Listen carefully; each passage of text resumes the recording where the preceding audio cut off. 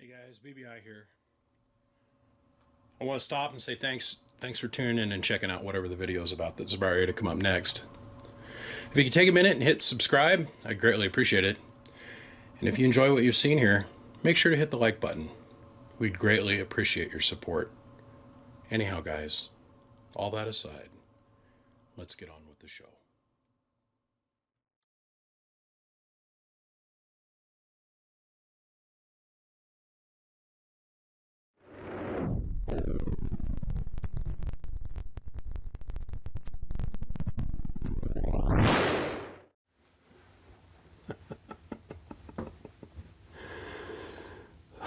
Oh man. 63 and 3Double. How little did I know that my friend 3Double would be the key to us being able to pull this off. And also 63. 3Double is a customer of mine. You guys have all seen me work on several products for him. He's just an all-in-all nice guy. I mean, he's just solid, like heart of gold. Him and his family, his wife, his daughter, his sons, his grandchildren, they took me in like family for one beautiful day. One beautiful day. They fed me, they gave me shelter, they treated me like family. And they were fun. Man, his old lady, his wife, is a riot. Beautiful family, beautiful home, beautiful, beautiful, good people. I'm honored to be able to bring his oral history with radio for you all to enjoy, and I hope that you all enjoy it. 3Double, I thank you.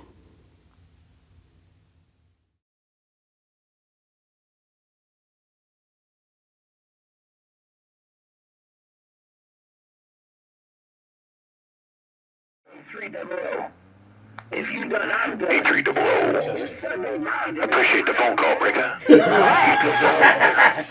he was catching it from Dirty Sanchez. You saw that, right? Yeah. Okay, anytime. Mr. BBI 3Double is back quiet. There's somebody else here with us. Worldwide. World famous. Worldwide.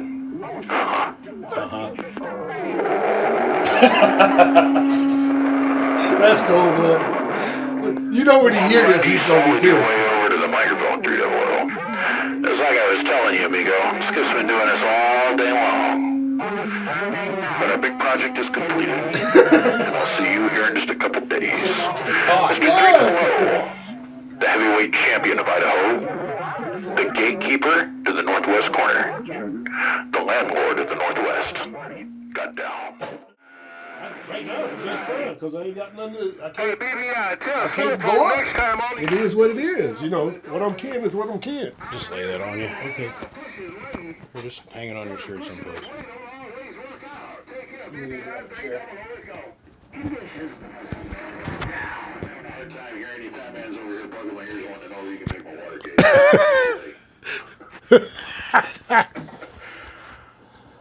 Fat man wanted to make your Watergate. Locked in the corner, dude. Man, and if you were on my side, you looked at the needle when number one son was keying up, you'd have said nobody can squeeze in there. There's no way nobody can squeeze in there. I don't know about that. But when you came in there, it went past the black. It just stuck it in the corner.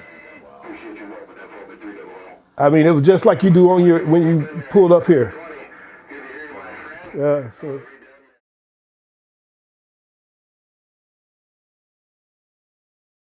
First off, let me say thanks for letting me come here. Come to your house. Come meet your wonderful wife, your beautiful family. Your kids are the best, dude. Well, Luke, They're humble, they're quiet, they're attentive, they're kind. I mean, like, I'm sitting out there waiting for you to get done with your meeting, and your son walks up because, can I bake you some breakfast? Do you want coffee? You got something to drink? I mean, just. You raised him right, man. You should be proud of yourself. Well, that's the best part of me. Radio and all that stuff. Amazing. Yeah. Amazing people. And my wife is the absolutely best. She, from the time I've met her to the day, everything that I wanted to do, everything I want to do, she's been part of, and she wants to be part of, no matter what. So she's actually my driving force. When I first came into California, man, I had a hard time. I was getting out of the military. I was a cop at the time. So being a cop, military police, I assumed that my next career was going to be in law enforcement. So I started working for the prison system up at Terminal Island, the feds, and it was fun. I went to Glencoe, I got educated, but California kind of sucked me in as a country boy. I got here seeing all this stuff, and I wanted to be something else, I guess, until I had a couple of conversations with my mom before she passed, and she kind of set me straight. She told me, she said, life is way too short to be complicating it with all this stuff that you assume you want to do when you already have a mindset of life. And she raised me that way. She raised me to think of what your future is going to be like. Who are you going to bring in your life? What kind of people are going to help you through this process? What is your journey going to be like through life? That changed me. That changed me. And I met my wife, and she was in the same spot. She was like running wild, doing stuff that, at the time she thought was what, young adults should do. And I slowed her down, and she was like, I don't trust this guy from Adam. Me and him been hanging out for a little while. Well, we spent the whole summer together, and BBI, we haven't been apart since. And it shows. I've left radio twice. The first time was with. Who's that talking right now?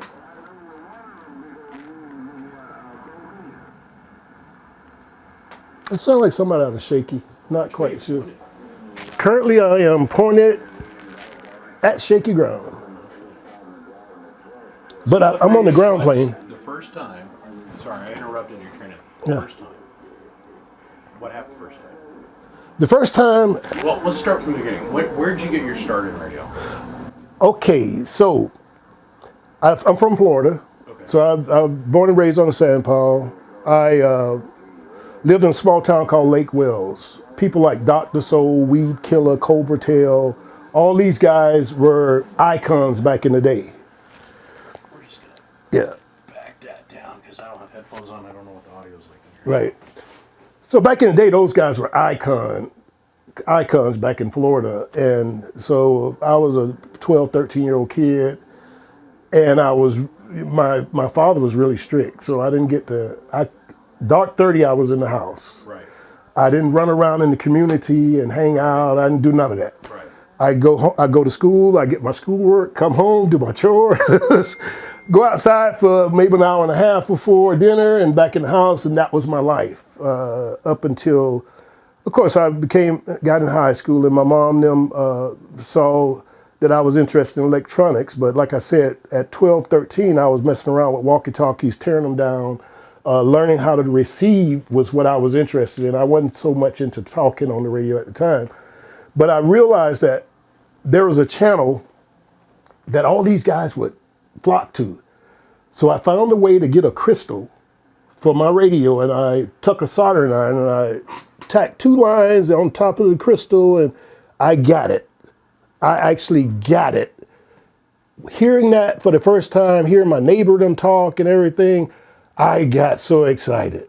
So the next thing I did, I had lawn service that my dad had got for me. I would go out and mow the lawns on Saturdays, make my little money. I saved up some money. I went out and bought a mobile radio. But at the time, I didn't know the mobile radio was stolen. So the guys that sold it to me, they sold it to me for like $75. And so I went home and I fired that thing up. I went to Radio Shack, and at the time they had this little ground plane with the little, they call it a hairpin on it for tuning. I got up on top of the house, got that thing up there, and man, it came alive. That was radio was about. And so I was trying to talk, and my neighbor Cobra Tail came over and well, first thing happened before Cobra Tail came over. My dad found out that I had bought this radio, and he got word that it was stolen. The cops came to the house. Right out the hop, got the cops called up. My mom said, "You go in there and get that damn radio, and you never buy a damn thing again until you get it okay through me and your dad." I said, "Okay, Mom." I was crying. 12-year-old, 13-year-old kid. Yeah, I was shattered. So 2 days later, my mom comes walking in there with this gift. And I'm like, what is that big old thing she got? Maybe it's something to keep me from the radio. It was a Trinidad. My mother had went to the CB shop, bought me a Trinidad, and that was my first radio. Whatever happened to it? It's actually still at the same house that I was born in. I never took it away from there. So it's still in Lake Wells, Florida, sitting in the garage shed right now. Packed on a whole bunch of old stuff that probably gonna end up getting thrown away from the long run because my nieces and nephews are living in the house now. And who knows what they're gonna do with all that stuff, but I never had the really desire to go back that way. But I never had the interest or desire to go back because once I left home, I went into the military. That was when I stopped radio the first time. Cold turkey. Let's back up for a minute. So, back when you were a young man, Yes. what was a lot of power back then? For me, a lot of power was a JB12 that I bought from the same CB shop that my mom bought that. And the little JB12, I think it's swung up to about 75 watts or something. But I would get my name called. That was stroking. Oh, let me tell you something. Saturday morning, I would wake up. I would sit out there. My mom said, "I don't understand that stuff." I was like, "Bring 3Double. Well, at the time, I wasn't 3Double. I was Reverend Dr. Black Snake. I'm sitting there, Reverend Dr. Black Snake, Reverend Dr. Black Snake, Reverend Dr. Black Snake, Reverend Dr. Black Snake. Had nothing else to say. Right. That's all I said. Right. One time, I hear the guy in Georgia say, "I heard Reverend Dr. Black Snake." What you talking about, boy? This feeling down inside you that is like none other. You're like, whoa. Yes, yes, I made it to the top. My name got called. And then I would walk around town, to see if I could run into the guy. Did y'all hear him call my name? Did y'all hear him call my name? I think people forget that back in the day, everybody had an antenna on their car and everybody had a radio at their house. And I mean, like, everybody. Yes, Everybody. yes. Well, Now we're the odd duck out and nobody knows what the hell we're doing. well, I'll tell you what, man. After that, the next amplifier was where I got my name from, the Mako 300. They thought, everybody would call me 300 after that because I had a Mako 300 and I let everybody know it. Oh, yeah. Me and my Mako 300, me and my Mako 300. Amazing how it still carries true today. I'm just sitting there. I'll say it all the time. Me and my little 40,000. Right. Yeah. So I went through that phase, but that was the phase that really kicked me in because I had people calling me then. That Mako 300, I had people calling me from everywhere saying, I would get up so early, the regular CBers wouldn't be up. I would be up at 4 o'clock screaming in the mic trying to get somebody to come back to me. So you had the lightning bottle moment. That was it. Yes. I didn't know what conditions were. I didn't understand propagations. I didn't understand any of that. But when my neighbor, that's me hitting this. When my neighbor told me, if you're gonna run that radio, you better learn about the radio. He looked me right in my face. Cobra Tail did this. And he was a family friend and somebody I really respected. He was also a teacher. But he had an awesome station at the time. He had a Black Cat 2000, He had the Black Cat 2000. He had a Joe Gun beam, nice 60-foot tower. His house looked amazing. It was like, oh, I seen the station. I was like, oh my God. Yeah, right. You're like, oh my God, I'm never gonna be able to afford anything. I never be this I remember tonight. going around when I was a kid on bicycle, looking at all the neighbor guys that had their equipment, and meeting them and seeing their stations, and I'm like, never Never be on that Wild tonight. Streams, right? I had my daughter with me not too long ago, and we drove by one guy's house that, he's dead and gone now, but we run by his house, and I said, sweetie, you see that tower and that antenna out back? And she looks at me, she goes, yeah. I said, that was the very first time I ever got inspired to get a bigger station. And she goes, but all your stuff is so much bigger than his now. beam and tower, and I'm like, I know, Yeah. but yeah, I know exactly what you mean. Right. That you get tingling inside. You're like, oh, what is all of this stuff? What the? Yeah. Yeah. But you know, one thing I did learn from that small growing up and learning about radio, Cobertel bought me a book, and he actually bought it and gave it to my mother and said he needs to read this book. He needs to learn. So at that time, I started learning about propagation and licenses and stuff like that. And at that time, you had to have a radio license for CB. So I got one once I was able to pass a basic. How much did that cost back then? I think my mother paid $10, and that was just to take the test. And the license was free once you take the test. And I had to know basic electronics for where I got my license at. You had to know basic electronics. So I had to learn that. And I learned it. And while I was learning it, I was also learning, why Cobertel was so good, why he was always getting so many contacts, what that Mako 300 really was, what's an input and output, how do I take a 12-volt radio and do the same thing radio from in the house, because I couldn't understand how guys were better than me, and I had a base station and they had a mobile. I would hear them getting called all the time, but here I am with a 300 and got a base station, but they're beating me. But I didn't know that they had 8 peals, 9 peals, 10 peals, whatever, right. And it was more watts than me, and then their mobiles were more powerful than me. I didn't know that. But I learned all that through the education that Cobertel put me on. Of course, now I have my licenses and my ham license. I got my federal license for communication because I deal with satellites and stuff like that. But communication I got out of law enforcement instantly. My mom taught me to do what was right to my heart, what felt right with me. I got out of law enforcement and I immediately went back to school, got a degree in electronics. I got a degree in telecommunications. I got a degree in satellite communications. And that became my job. I've been working in satellite communications for 20 years now. I started from ground floor, and I'm a manager for JPL through Periton, which I've been sending off been part of NASA satellites for the last 20 years, which is, for me, is more than just a milestone. Some of the stuff that I've done,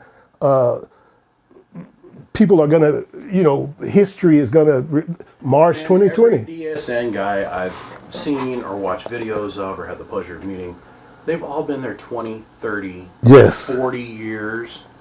And it's like the shit they've got in their head is just, the whole DSN network has got to be at a point where like they're going to lose a third or more of their workforce in just the next 5-10 years.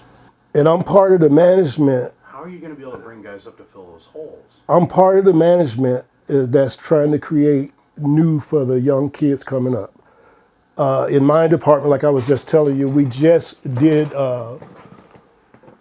we went out and we are recruiting young guys. I just recruited 2 young guys. We're going to train them up. And our hope is to give them a reason to stay and to open up new avenues where some of us older managers are just passing on knowledge at this point. I mean, I don't know if you heard any of my meeting this morning, but my meeting this morning is basically I have a team that's half 20 years or better, some 40 years. Matter of fact, I got one guy that's 40 years.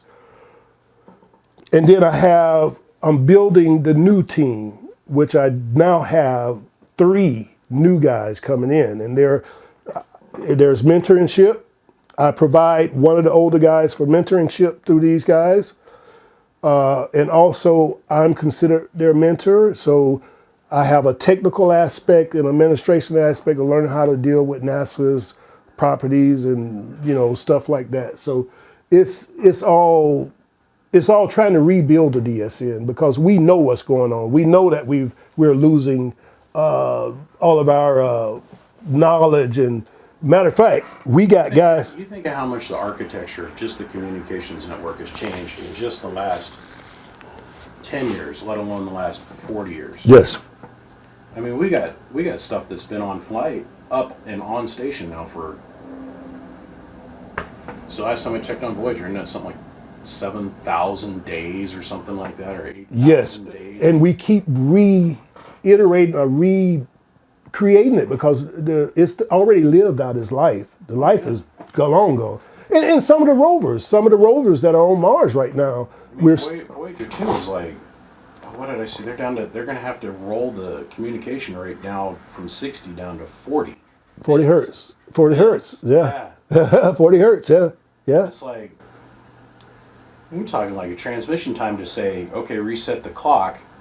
Right. Because, you know, But on the same sense now, we're putting up all these CubeSats. Yeah. You know, that's the wave of the future. You got a big mission like Mars 2020, and then you got the little flyer that's flying around, which has the circuitry like a CubeSat. It's a software-defined radio, which is communicating back to the base and then back to us. So now, are they doing the uplink directly from the helicopter to the rover, then back up? correct.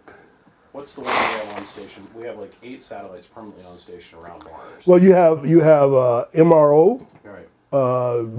Mars MRO. You got oh shoot, I have to look in my book. I don't have them all on my tongue, but there's several. You got Phoenix, you got MRO, you got Phoenix is a lander that's sitting up there now. Yeah, but we have some other the mothership. What I'm saying is the umbrella of coverage that we have Oh, you have a whole network of satellites that's doing that. I mean, around Mars. So we're supporting a communications network yes, and on another world, and people don't get that. They don't understand that we've come that far. Well, the human landing system, which is just coming up, you got to remember now, the human landing system is going to be building that aspect to the moon so that we can launch from the moon going to Mars. I mean, Well, I was making a joke yesterday. I don't think you got it. When they put the entire Apollo communications program together for the human landing system, when Yes. they first went to the moon, the data stream bit that they left for visual data Yes. was only like 11 or 12 bits. right. Out of the whole communications bandwidth. That was They it. had all this stuff allocated for voice and all this other stuff allocated for telemetry. And Yep. they're like, wait a minute. How are we going to get a video signal on 11 bits of data? Like, how are we going to get... None of those questions have ever been asked until that point. Yeah. And they left in this little tiny sliver. So I was making a joke yesterday. Just make sure you leave your bitrate wide open for video in this one. And you didn't get it because you didn't understand what I was talking about. Yeah, I didn't key on what you were saying, but I understand, you know, right now, you know, we're communicating at KA2. Okay. We can go extremely fast rates, you know, 300 megabits, you know. So let's see. I was thinking, I was watching something the other day. So from the Earth to the Moon, we're using just the K band because the frequency, if we go anything higher than that, like S-band. You're S-band, yes. S-band is low Earth orbit. And then, that's because we're so close. yes. And everything after that, it turns basically into laser. Right. As far as the frequency width and yeah, you'd have to have point-to-point communication to the moon at that point. If Yeah. you're higher than that. Okay. Yeah, so after that, you got X-band, and then you got KA, you got KA2. You know, you're talking about 32, 36 gigahertz. You go. Talking about frequency range, that the frequency full wavelength is this To that. to that To that. That's correct. That's correct. That's correct. Yeah, if you take your pointer finger, fold your finger over, and then the distance between the first joint and the second joint, that's about as small as what we're using. That's what we're talking about. That's what we're talking about. Yeah, yeah. But you know, I tell you, and it's when I come home and I come in here and I listen to, you know, AM broadcasting and me getting involved in it, I actually like to keep that foreign. Yeah. And the reason why is because all the work I do in examining signals, looking at telemetry and discussing, you know, what rates to change to at different points in space that's relative to how it's going to come back down, being on the other side of the moon and knowing how to communicate out of safe mode, all these things that I had to learn in those 20 years that I have to constantly deal with every day. So when I come in here, No, you're relaxing. I relax and I realize amplitude modulation, all I have to do is to have the right angle coming off, look at the right destination where I'm going to. So a lot of my talking and how I strategically get around everything is mapping. You know, Have you played with the MUF predictor yet? I have not. I have What not. it is? I have not. It's an app. Well, at least it was out there. I don't have it anymore because I figured out that everything I need to do is either between 35 feet and 45 feet. Right. But it's an app that a guy wrote, and he worked, I think it was with JPL, Okay. but he used all of the sun data mapping that we have in the NASA program. Yes. And then, you know, JPL's got a propagation map. Correct. They produce it's updated minutely, Yes. and you type in whatever frequency it is that you want to try and work with, Uh-huh. and it'll come back and tell you, okay, so let's say we're in, Victorville, California, Right. and we want to talk to, we'll say, Fort Lauderdale, Florida. Right. Pump that in, and it'll come back and say, okay, so you want to have your antenna 37 feet off the ground, and you want to be pointed at this direction, and it'll give you an off azimuth other than what you would think of, like, Yes. I'm looking at your propagation map with an artillery chart behind it. It's going to give you an off axis of that, and it's going to give you its best predicted guess Yes. for your antenna's height, reactive couplants off of ground to get that very first hop. So you have Yes. the best first hit to the atmosphere and then back down. That's right. That's right. It's a neat app. But I've heard of the we're all technology. familiar with Yeah. the MUF, maximum usable frequency. Right. So, yeah. Right. Maximum radiated frequency. Yeah. Yeah. Propagation is something else too. True north, magnetic north. It's like we were talking last night. Nothing is where you think it It's not Yeah. because a lot of people don't even think about that degree of declination that from true to magnetic. But you got to think about electronics, the core of the Earth. All that has something to do with your pointing eventually. So the sunspots is what facilitate the communication across state or whatever, All right, let's take ourselves a little bit of a break for a minute. All right, Change yeah. Camera angles. I can't believe we've been going. Let's get back on topic because we lost everybody down the rabbit hole of the things I'm interested in talking about. Yeah. So, when you got back into radio the second time, Yes. where'd you start? Okay, so I got out of the military. Once I got out of the military, I came out to California. My brother was living out here, so I decided that that the things that I wanted to do in my life was out here in California. Of course, I was still in law enforcement at that time. So I got here and I got running around with this guy I met, Doc Audio. He was in Pomona at the time. He's since passed away. But he's slow. He was talking on his radio one day. I walked up to him. I said, "Hey, what channel are you talking on?" He said, "I talk on the Super Bowl." I said, "Really?" I said, "Man, I ain't been in the radio in a long time." I said, "How things go?" He says, "Well, here, check it out." Man, he turned on his radio. Bob Gibson. What was this? 103. Man, I could think of 910, 310. Man, all them big guys was out there then, and they were really big guys. I said, "Man, I ain't been in radio a long time." So back then, in that day, what do you think a big station was? Well, those Power-wise. when I found out, it was shocking to me because those guys were running the 500Zs. And when I first started, people were running 2 500Zs was a lot, to have. Well, these guys had 10 and 6 and 12 500Zs. I was like, holy crap. Then somebody told me about a guy in LA named Snapshot that was doing them. I said, wow, in LA.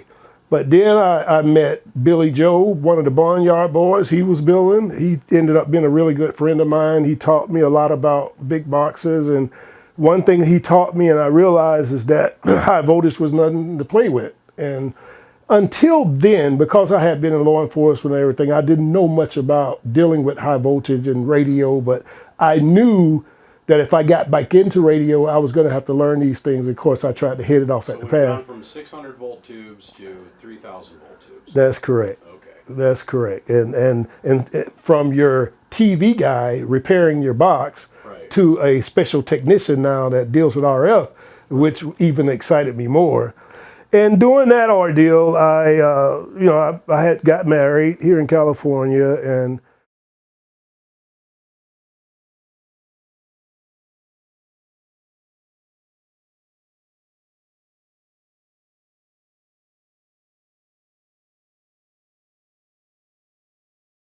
yes, Where'd you start?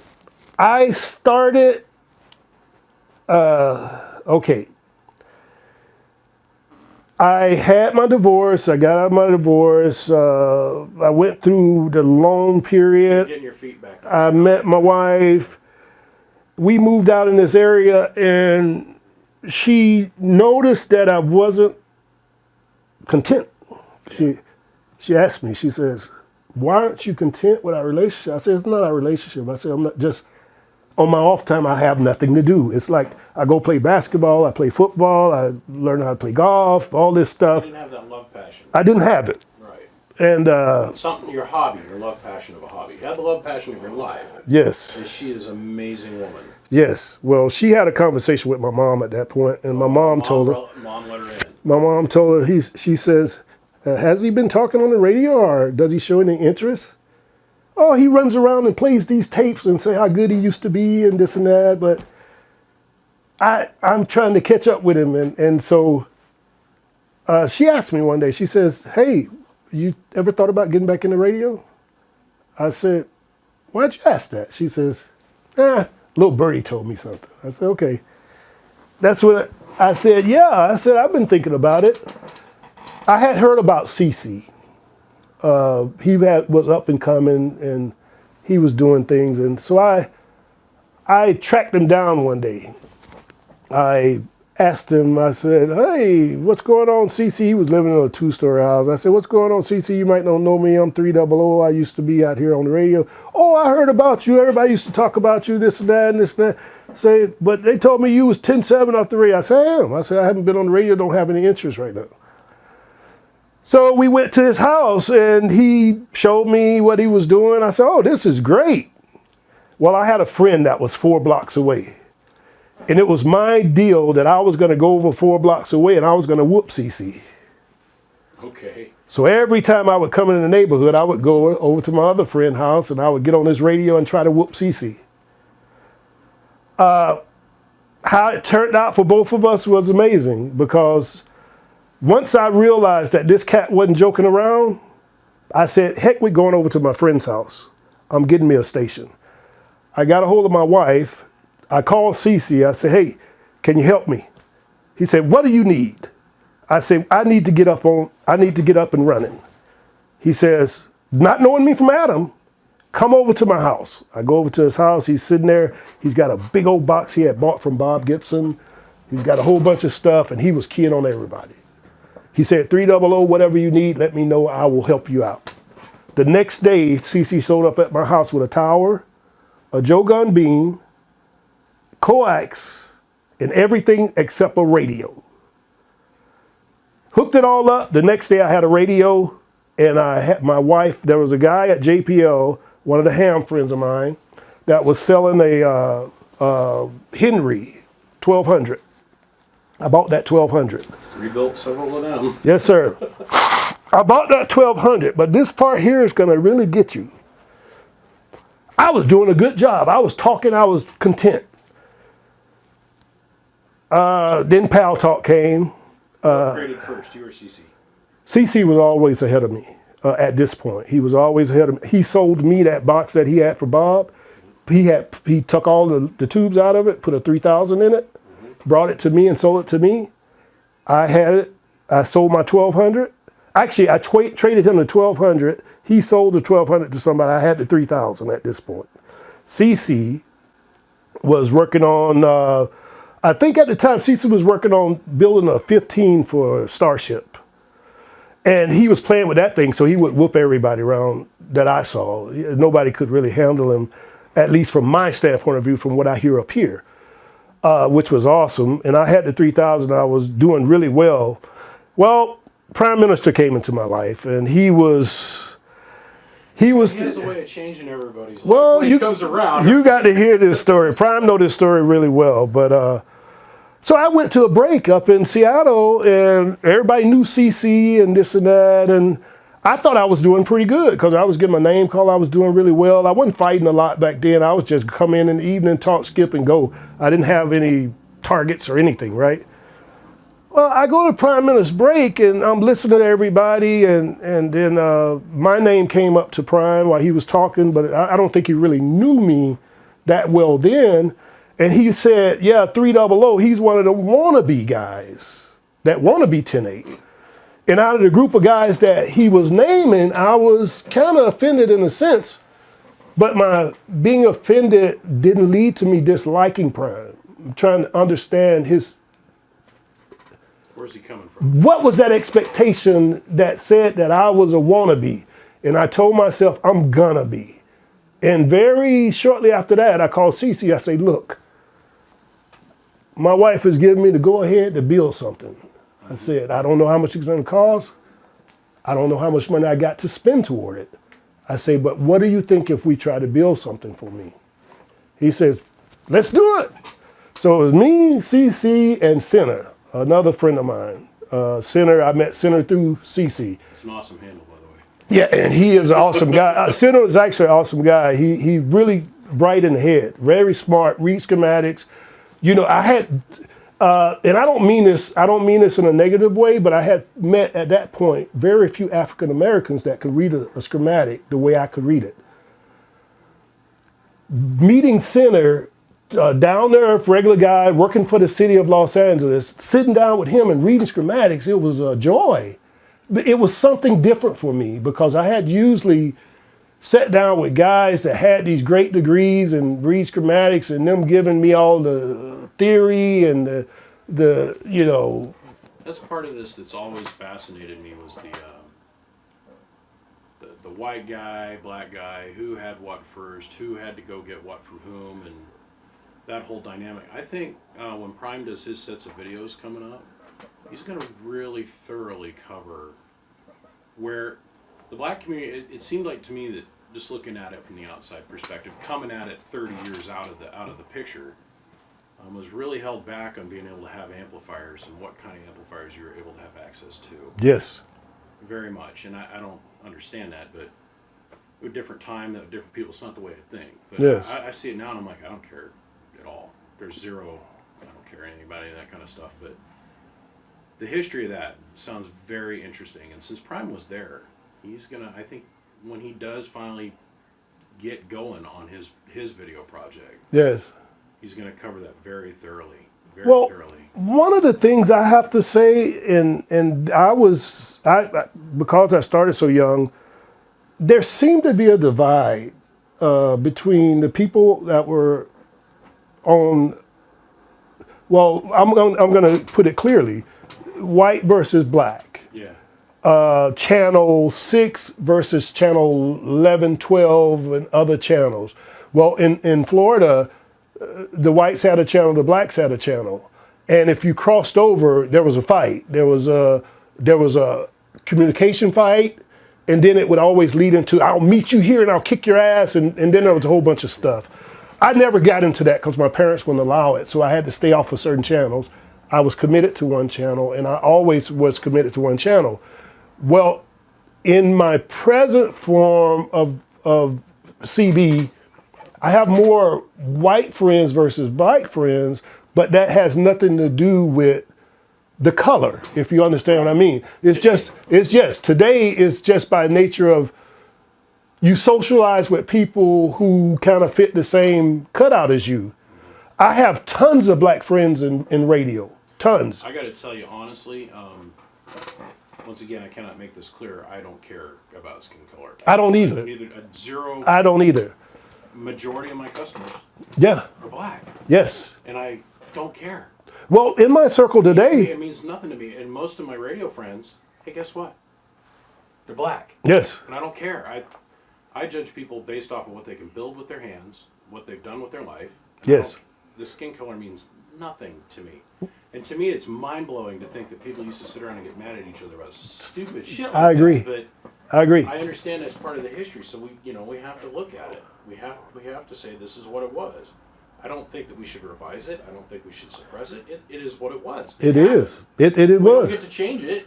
Well, when you look at my friends today, 63, Cece's always my brother. He's more than a friend. He's a family member. I think it's great for you to be able to have the relationship with him that you had Yes. and have. Pardon me.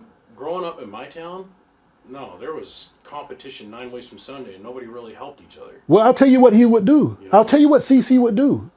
Cece would build me the best that he could build me.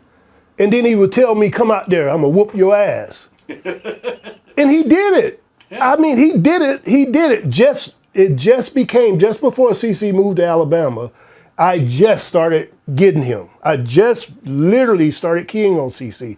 And like I said, it had more to do with than Watts, because he the one that taught me that. When he come over here and said, oh, you keying that much? I was at the house keying this much and I was killing you. I said, bullshit. So he proved it to me.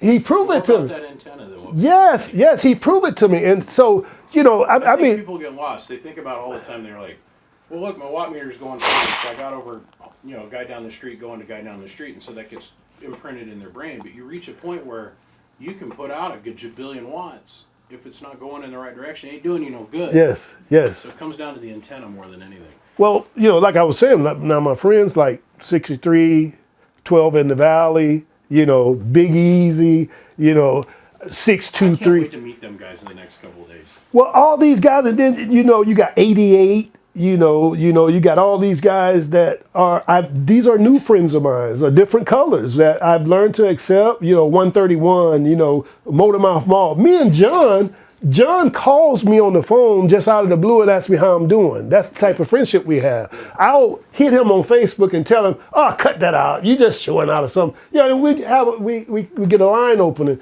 But I mean, these guys are the reason. This is what's going to keep this game going, and that's what I'm part of. I'm not part of some racial divide. I don't want that. I won't have that. I will be part of. Decide you're going to talk that stupid talk around me, I just kick him right out. Yeah, No way. yeah. I ain't got no time for that. Part of the mission with the video thing is one, to capture people's history. Yes. The other is to, hey man, it's time for us all to grow up and realize there's few of us and we've got to come together Right. and quit being children. And I do want to say one thing. I do want to say, and I hope that if anybody hears this, they really understand that 3Double, the most interesting man, all this stuff is a character that I created. Yep. That character represents my soul in a lot of ways. So I don't take it lightly. I respect every man in this field. In this game, I respect every man. If I ever keyed on you and you've got an idea that I did it out of malice, it was not out of malice. It was out of kindness of my heart to give you the incentive to do the same thing that I've done. Now, one day, I will be up against some of the best, and I guarantee you I'm going to give them my best, and they will realize what I'm talking about, because it's not just me sitting in here on the radio trying to be the baddest guy in the neighborhood or the baddest guy in Southern California. It is what it is. We're all running about the same thing. Unless you, Isn't it weird to you that when you key on somebody, they get all worked up? They hate me. They get nose bent out, and it's like, dude, this is radio. This is the game. Shoot, I want people like Slowpoke, Dog, Dynamite White, those guys that are always scratching on the back. I want them guys to know that, look, you guys are doing well. You guys are doing real. You make me on. You got me on notice. I don't come out there half-stepping when you're out there. So that's a wonderful thing. Do I ever think you're going to take me out? Yes, I believe that'll happen. But I do believe you have to remember, I'm not in this for tomorrow to key on you. I'm in this for the long haul. So my long haul means that I'm going to consistently be generating some positive attitude toward this game. Constantly. It's just like a man with a race car. When you whoop him, he goes back to his shed and he... How do I make it better? So Yes, faster? bigger cams, and all that. And yeah, it's not about how We're much. getting ready to have the mother of all showdowns out there in Idaho right now I believe it. with what's going to happen, and I've just been sitting here waiting for 5 years. But see, you came into the game, and I think you were more into the game without talking for a number of years. A lot of years. when you started talking, I was propping him up down the street, and Yes. nobody gets that. I was running around for years. I spent keeping his shit running. yes, So when we had the separation of ways, it was like the gloves came off. Yes. It was like, okay, and then I showed up, and one thing led to another. But see, I'm looking forward to that challenge. yes, That's the thing, and it seems like there's this ego thing that's going on with everybody in the game. It's like, dude, I ain't got no ego towards this. If he comes out and gets me, great. That tells me I got a problem with my antenna. right, And everybody knows I got 4 times the amp he's getting, right, power output wise. So the only way it's going to happen is either he's going to be talking to somebody else, or I got a problem with my antenna. And those are all things that are easily fixed. but you're But in the the same breath, I'm looking forward to that competition and that test. yes, yes, they elevate you. Where I would see other people, how they would choose to react to it is they're going to be afraid of it, or they're mad at it, or they're mad at him about it. And it's like, no, dude, we're all elevating radio together. So if we get one more big bad station in the corner, hey, great. But- 'Cause, I mean, but- we rolled the clock back 5 years ago. Yeah, Prime wasn't on the air. He wasn't on the air. I wasn't on the air. Well, 7 years ago, I guess, 7, 8 years ago. I wasn't on the air. The corner was dead. yeah, yeah. Doc was Would you gone. ever think that, yeah, Doc was out of the game. I mean, 250 was out of the game. Yeah. None of the guys up there, they were Yeah. all... Mitch Mitch was- was yeah. all scattered. Yeah, Okay, so then I come back and I'm like, all right, let's work on this. What do I got to do to build me a set of guys? So the first thing I did is I kind of was involved with certain things, and maybe Prime got himself a little motivated, and he got himself back on the air. That was awesome. That was great. And then we were working on another thing. I started doing the break, and then people started waking up. Then we got Buzzard back out there. Then Mitch decided to come along and get himself 10-8 again last year. That was a lot of fun getting him back on the air. I was really honored that he let me come up there and help him do the antenna and all that stuff. Got him going. So, no, it's like we woke up the corner, but we did that by being friends with each other and having friendly competition. right. The friendly Right. competition. Well, I mean, and that's some of the unwanted hate that you get. Did you catch the 5 Buzzard rolled on me the other day about telling me to take a hitch out of my girdle as I'm driving down?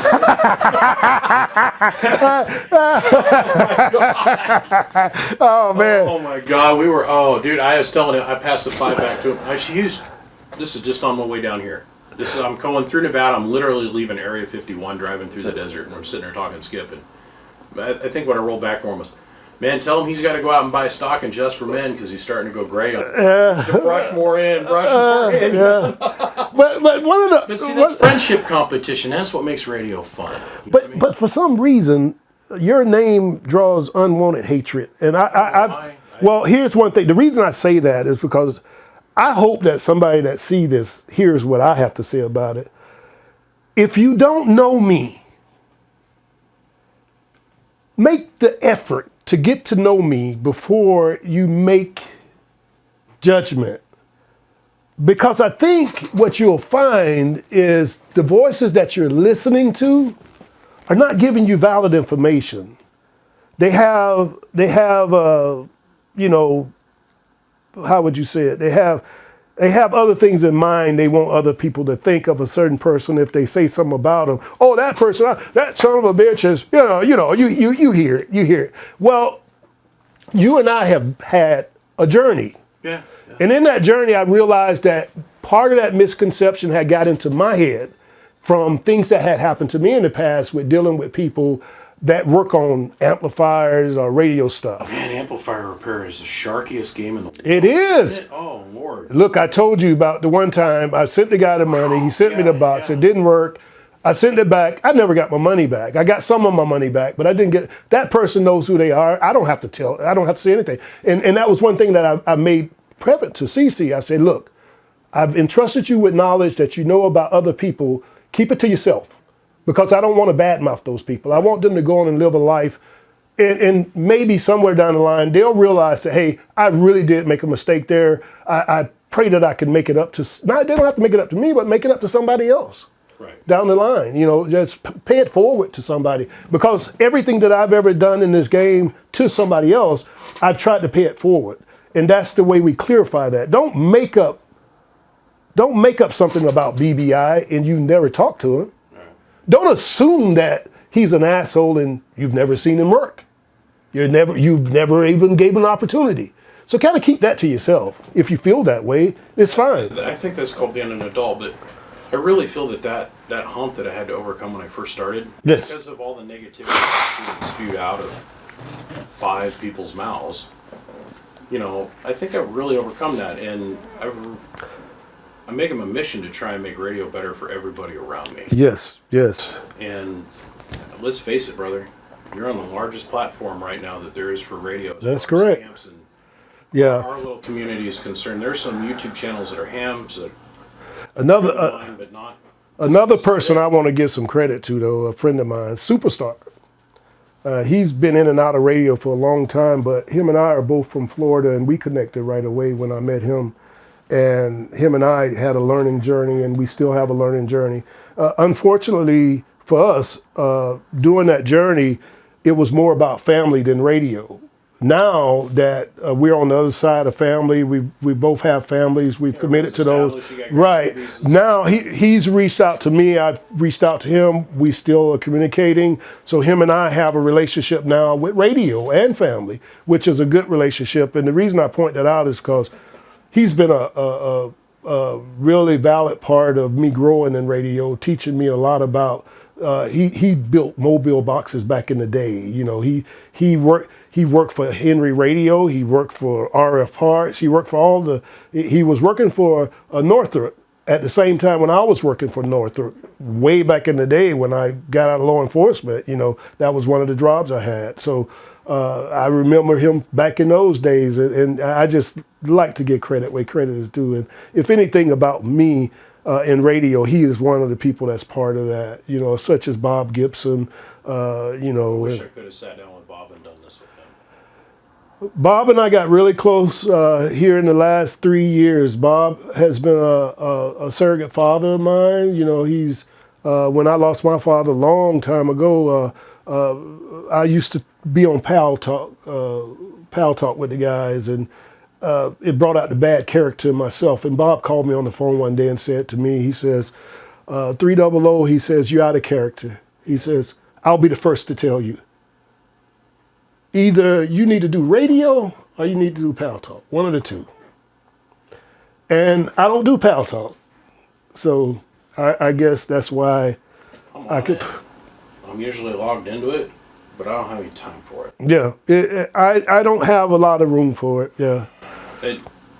This is my life. Yes. Radio is 100% my life. And if it wasn't for my wife, I wouldn't be able to enjoy what I enjoy. But Pal Talk to me it's a sidestep Yes. radio. It's not radio. Right, And so I make time for Pal Talk when I got nothing else going on. yeah. I'm not talking to anybody on the phone. I'm not answering any questions. I'm not trying to put together content. Not trying to fix something for somebody. Not trying to. Maybe then I'll make 10 minutes a day, maybe, and listen to what they're saying in there. Right, right. It doesn't. Pal Talk is interesting, but yeah, just go into it with your eyes wide open, knowing it's a den of villainous vipers ready to bite it. Exactly, yeah, exactly. In a minute. Yep, yep. Yeah. What was the biggest break you ever went to? The biggest break I ever went to was in Los Angeles years ago when 947 and all them guys were in the business, and it was going wild. That was long the time where I was just getting back into it. Actually, that was in the time before I quit the first time. That was the biggest break. I went to a break in Vegas that was pretty big too. But I've been to Louisiana. I still got to go up to Chicago. My friend Reject in number 10, I'm dying to get down there to see those guys down, you know, in Tennessee and in that area. So real good friends I've met over the years that keep me going. I do want to go to some of the bigger breaks. I think the one in LA and the one in Louisiana was probably the two biggest that I've been to. I went up to Primes, which was really big, but I couldn't gauge it to those breaks because I was there so long. When I went to Prime Break, I was in Seattle me and the wife was there for a week and a half. But we weren't just there for the break. We were there, I spent a week at Doc Adams' house. You know, and I did some other stuff with the wife and just a whole bunch of stuff. So that was a big break though. So it has to be in the top with the Northwest Corner break, and I've been to all the James Boys break except about 2 or 3 of them. That became a regular pastime for me. Right. But yeah, I would say New Orleans and LA and Northwest Corner were probably the biggest ones. What's the largest station you've ever seen, other than Primes? I would have to say the largest station I ever seen with my own eyes was Bus Driver. I went to visit Bus Driver when my daughter was in going through boot camp. And I spent a couple of days up there, and Bus Driver called me over to the house, and man, Bus Driver and First Sergeant were the biggest stations that I ever seen. I don't even know what size 2 Bus Driver had, but I know the transformer, it was a Sneaky Pete. The transformer was probably big as my closet. And it was huge, and of course he had all the stuff to go with it, so I know he was prepared. He definitely has a hell of a station, I have to say that. And then the next one would have been First Sergeant, who had a pretty, I think at the time First Sergeant might have been running a pair of 10s, or might have had a pair of 10s that he was going to be running, or something similar to that. I don't Who do know. you think has the largest station on the West Coast these days? Uh, You got to remember, things have changed. Probably. There's a reason that I ask you, so what was a lot of watts when you were a kid? What was a lot of watts when you reached midlife? Now we're here at, okay, we're going to start putting money and stuff. Well, You noticed how much the power levels have changed. oh yes. So we're talking, you went from 6 Zs, thinking that was a big box, Right. to now it's everybody's on a single 10, single 15, single 20, whatever, Yes. whatever. Okay. So then you got to set yourself above those guys, you've got to go and have a pair. Yes. Right.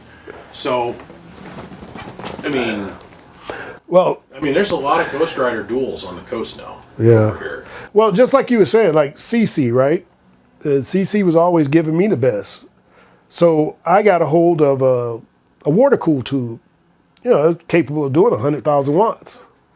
I gifted that to CC just as a friend because of what he had been gifting to me. And we constantly do that because we're, like I say, we're brothers. So Team. yeah. And my thing was when I gifted it to him, I told him, I want you to run with the big dogs. I want you to do this and run with. He said, water cool, man. At first I said, he ain't gonna do it. Man, that guy called me a couple of weeks later and says, I think I got it. I think I know how to do the intake and outtake. I already knew about chillers and stuff like that because I deal with them at work. I didn't want to give him too much information. We talk about that now because he knows I know. And Just use 1 foot of tubing for every 1,000. Yes. And you'll be fine. yes, yes. So Distilled water. yes. So he's learned all that, and he got his water cool running. Now he's in the BAM. I think he's ready to fire up the water cool. He hasn't yet, but he's getting ready I've talked to him both places.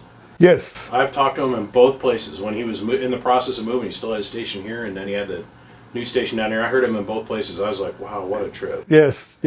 That's my brother, no doubt. But yeah, big stations. Who's the biggest station on the West Coast right now, you think? I seen Prime station. Excuse me. Prime had a big station. I seen his station. His station probably was the biggest one I saw. Ever. And then he went to the water cool. So I haven't seen the water cool. I've seen the parts to the water cool. Same. Yeah. So Same, everything's same. okay. Yeah. He just changed out the decks is all he did. Right. Yeah. So that would have been the biggest station I ever seen. And the biggest. The beam got smaller. Because, look, it's something to say, okay, I got an 80-foot beam. Good on you. You got to maintain that beam. It's Yeah. a lot of work and that's a lot of time. People don't understand that. We're talking moving stuff that's usually the length of the house above a tower, and it's Yeah.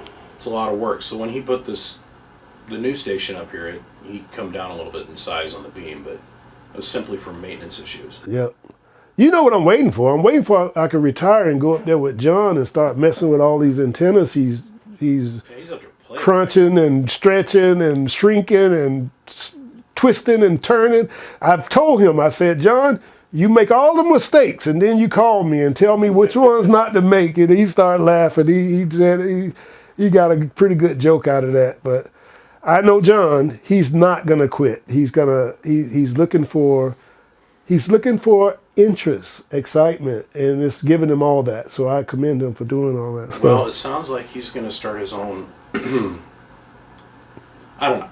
You know what? I should not say anything, and I'm not. I'm not going to say anything. We were talking about some stuff yesterday on the phone, and I'm going to do everything I can to encourage him to go that direction. Yes, please. And I think it's going to help the whole radio community as a whole learn. Well, he better get ready because I'm coming out to visit him real soon in a couple of months. I'm coming out there and. No, I mean like he's wanting to start teaching, Yes.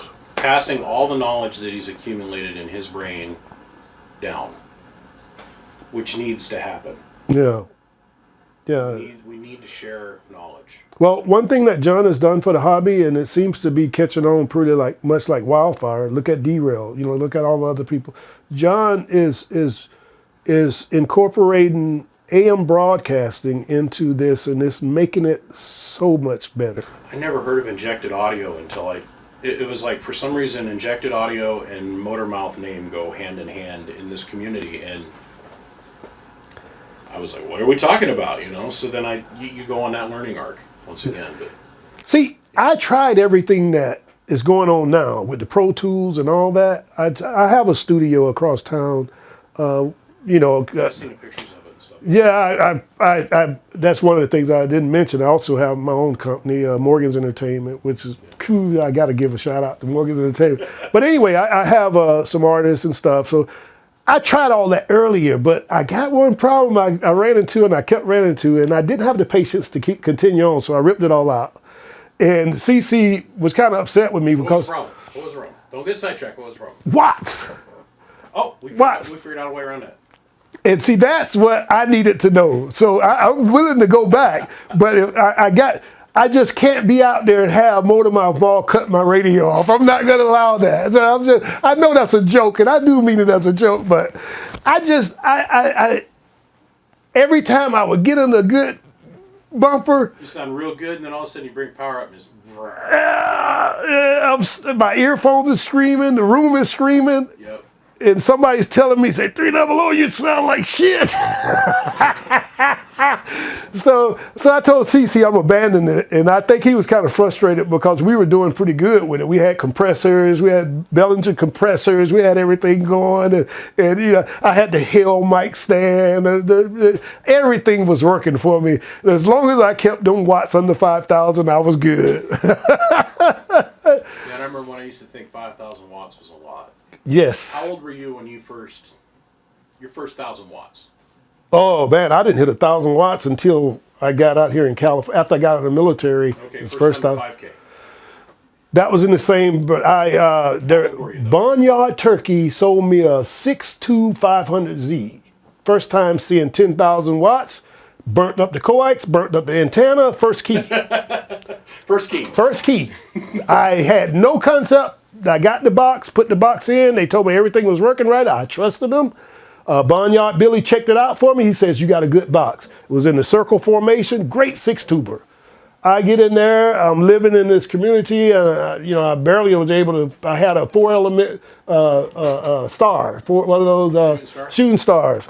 4-element. I ran some RG14 on there, right? And I figured, I said, okay, well, he set me up, he showed me, he says, I can run it at 5K, but I want to see what it'll do max. So I put the drive that he told me to go in there, and that bird meter went slam. I had a 10K slug. Slammed the 10K in the corner. I said, oh, that's going to be good. That's going to be good. Well, I got off of that. The skip was rolling in. I keyed down and had my first, half a minute key. Unkeyed, nothing. What happened to all that skip? Something's wrong. Key, nothing. I'm like, oh, the box ain't keying up right. Something's wrong. I go outside. The coax is down on the ground. Antenna smoking. My neighbor is on the phone. He says, you see that fire, right? I said, what fire? Your antenna was on fire a minute ago. I said, really?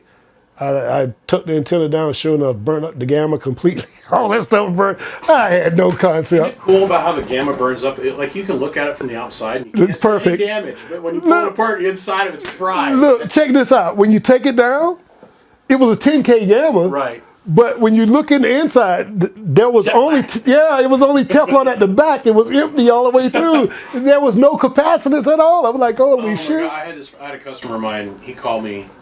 I built him a relatively large box. He called me and he goes, "Man, there's something wrong with the box." I'm like, "There's nothing wrong with the box." I said, "How big's your gamma?" He goes, 10,000. I said, "Your gamma burned up on you."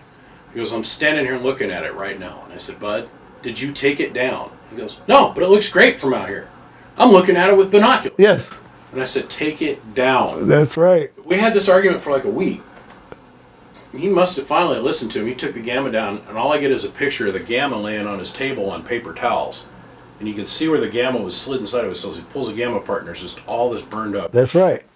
That's right. Dude, I told you, it burns up on the inside. You can't see it from the outside. You can't see it. It won't give you the appearance that it's burned either. Yeah, so I did that. I went through that. First That time was to 10,000.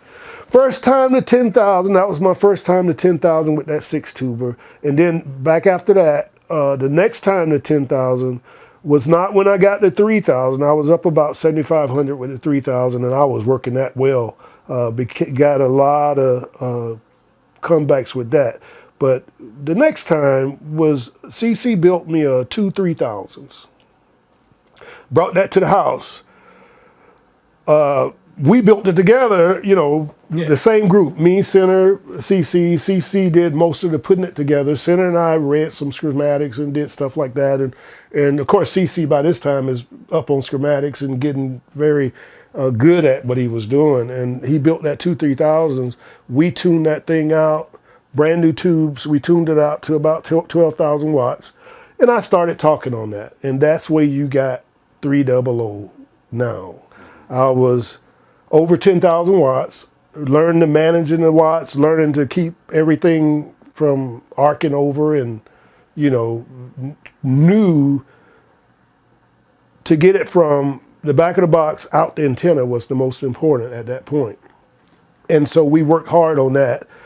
So we came up with some concepts of tuning the beam, optimizing it for channel 6, and that worked out really well for me. I did still burn up some connectors because I had to get educated with the high voltage connectors versus the low voltage connectors and stuff like that. And I did some research, and I call a lot of people bird. I did some calling at the job and talked to a lot of people. So now I'm pretty secure that I could go up to 20,000, 25,000, and I can handle the output.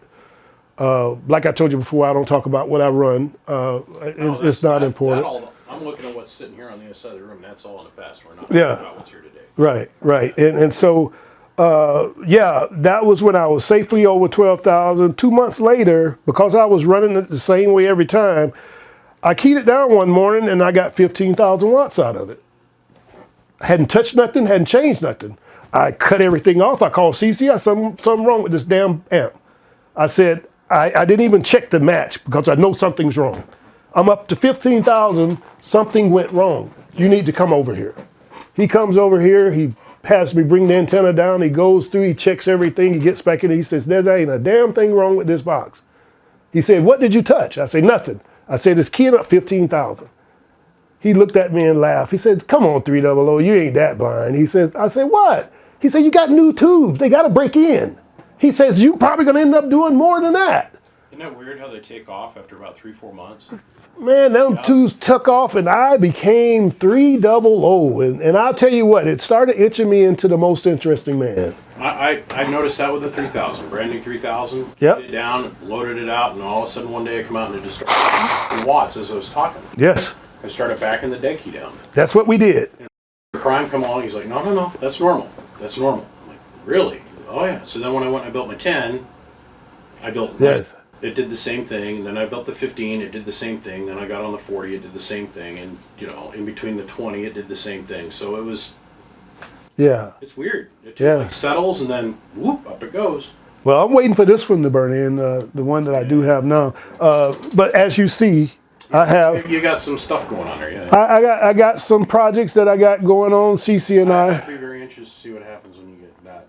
Yes, that We can't talk about that today. I don't want to talk about that, and because it makes me anxious. But yeah, that's my retirement, and I've discussed it with my wife. We've already considered the budget for it, so the budget's already being in the making right now. So It'll happen when it happens. that's right, and Well, man, I think we're going to stop here. We've been at this for a little over an hour, and I didn't want to take any more of your time than this. And But brother, I want to really taking time for me. I really want to thank you, and like I said, I'm grateful for the journey. This goes back to one of the things that my mom taught me, that the people in your life are going to be in your life for a reason, and you just have to identify that they are. I've never considered myself ever to be better than anybody, and I like to take the middle road. You know me, you've been around me, you know I don't talk any politics or any bull. I'm a very spiritual, religious guy, but I The don't. thing your wife said to me is, well, welcome and God bless you, come to our home. And then it turned into what we did last night. That was so Yes. much fun. Oh my God. And Watching that's- my drinking that moonshine was hilarious. That's the thing. You know, Christianity is a funny thing. And I'm not. You can be a Christian, you don't have to be. Yes. Yeah. I know. Yes. I know. Yeah. I'm not a holy roller. I'm not going to try to convince you that let me be the vessel for God to save you. I ain't going to do all that stuff. But what I will tell you is in my presence, you will notice that I'm very peaceful. I try to be very kind to everybody. And there is no bad side to me, because even when I get angry and get mad, I'm going to look at the learning part of it, and I'm going to give the learning part of it in any way. Anybody that's been dealing with me in the last 10 years will tell you that to be true in every aspect. So thank you, sir. I appreciate you. No, thank you, man. I appreciate the hobby. I appreciate you for the hobby. Man, you're shaking my hand like you're a 20-year-old man. What the hell? 60 years old strong. I'll You be hear my hand pop when you shook my Look, hand? June 1st, I'll be 61. There's not a living male in my family that made it to that. My father died at 59. attacks, Yeah. Back in the East, everybody fried chicken. I came out here and I changed my eating habits and Oh, good fried chicken. sweets and all that. But hey, I think my whole left boob is fried chicken.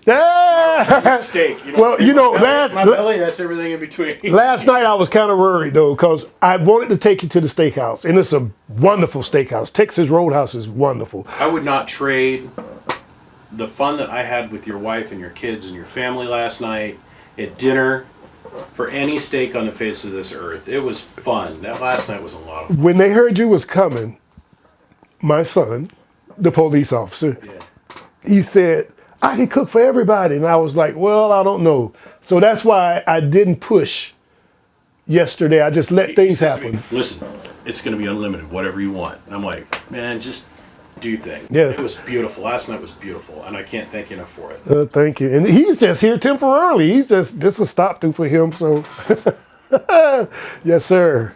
We'll see you. Mr. 3Double, the most interesting man on the west side. I'll see y'all on the band. Bye.